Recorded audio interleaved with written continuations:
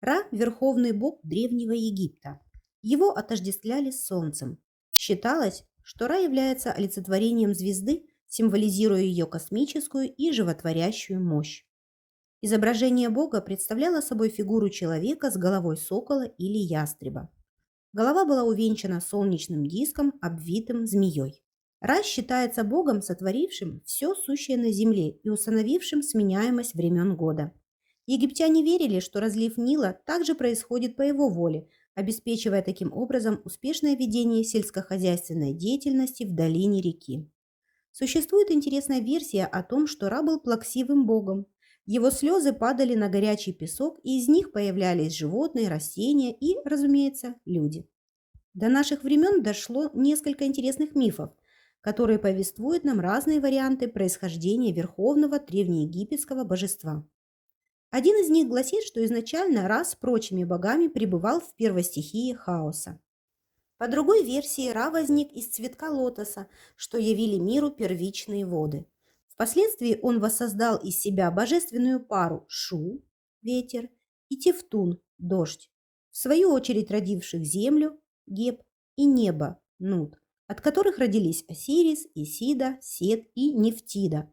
Таким образом, мы имеем так называемую Гелиопольскую девятирицу. Ра царствовал в созданном им мире подобно фараону. Это время называлось Золотым веком. У бога Ра было истинное имя, которое он держал в тайне от всех. Оно обладало великой магической силой, благодаря которой он держал под контролем все происходящее в мире. Но когда он состарился, великая Исида, которая была его правнучкой, хитростью выведала тайное имя солнечного бога и стала владеть его могущественной силой. Со временем люди начали выказывать свое неповиновение, и Ра наслал на человеческий род проклятие в виде богини Хатор. Она устроила избиение людей, и они погибали, буквально утопая в собственной крови. Это продолжалось, пока Ра не сжалился над ними. Он напоил Хатор до пьяна пивом, которое она приняла за кровь, и уцелевшие были спасены. Но его настолько огорчило людское неповиновение, что Бог принял решение покинуть землю и вознестись на небо. Он обратился к богине Нут, которая явилась к нему в образе коровы, взобрался к ней на спину и удалился на небеса.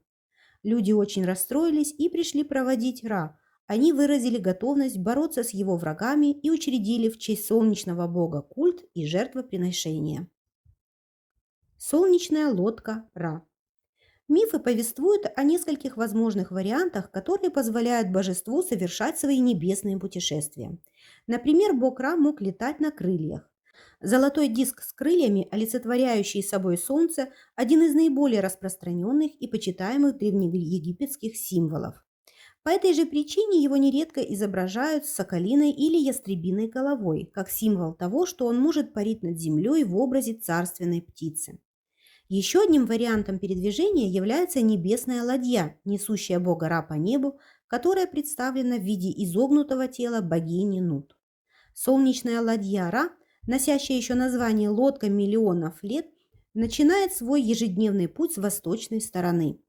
Ее сопровождает большая свита других богов рангом пониже. С приходом вечера ладья скрывается за горизонтом на западе, уступая место ночи.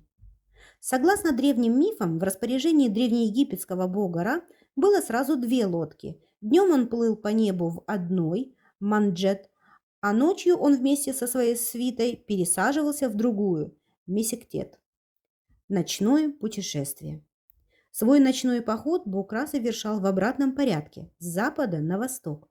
Его путь пролегал через Дуат, загробное царство Анубиса. Одновременно с этим данное путешествие воспринималось сознанием древних египтян как путешествие внутри богини Нут, которая проглатывала солнечную ладью Ра вместе с его свитой на закате. Ночное перемещение таило в себе множество опасностей, чего стоил один только огромный змей Апофис, он же Апоп, являющий собой злейшего врага Ра. Если говорить аллегорическими категориями, Бог и его команда еженощно вынуждены преодолевать хаос, сражаясь со змеем, который каждое утро отступает под их натиском, и мир пробуждается к новой жизни, согласно принципам Маат, богини справедливости и миропорядка. В ночное время голова Ра имеет вид скоробея или быка. Несмотря на опасности, он играет в этом путешествии пассивную роль и находится под защитой своей свиты. Божественный трон окружают кольца змея-защитника Мехен. Истинная власть сконцентрирована в женском аналоге солнечного бога, носящем название Ока Ра. Чаще всего она охраняет нос ладьи. Там же находится и самый надежный и сильный его защитник Сет.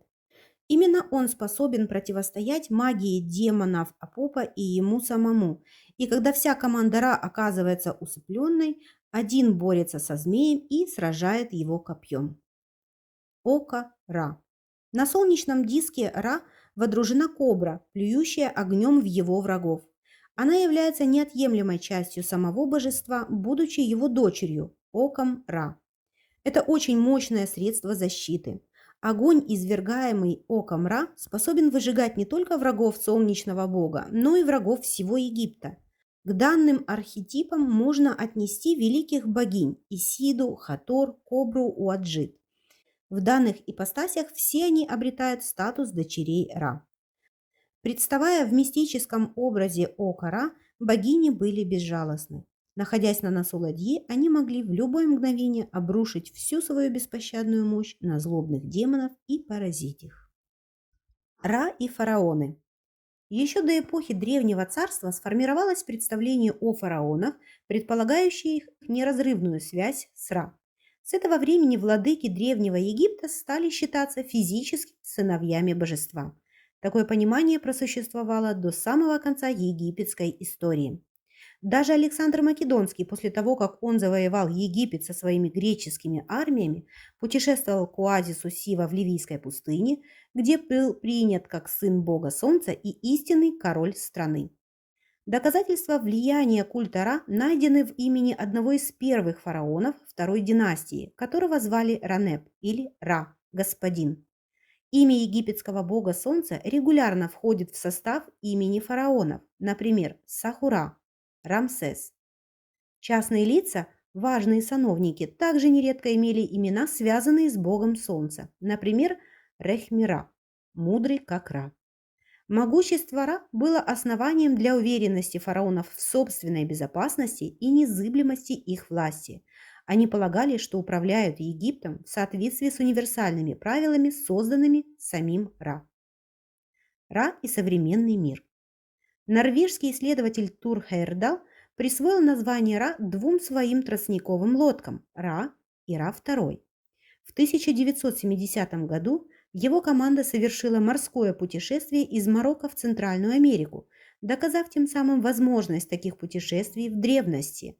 Он обосновал возможность контактов между Древним Египтом и ранними американскими цивилизациями, объяснив наличие культов Солнца и пирамид по обе стороны Атлантики.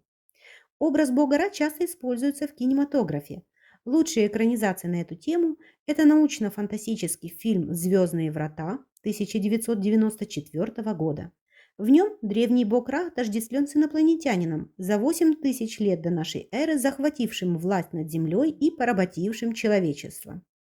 А также приключенческо-фантастический фильм «Боги Египта», снятый по мотивам мифологии Древнего Египта в 2016 году. Надеемся, вам была интересна информация в этом видео. Ставьте лайк и подписывайтесь на наш канал.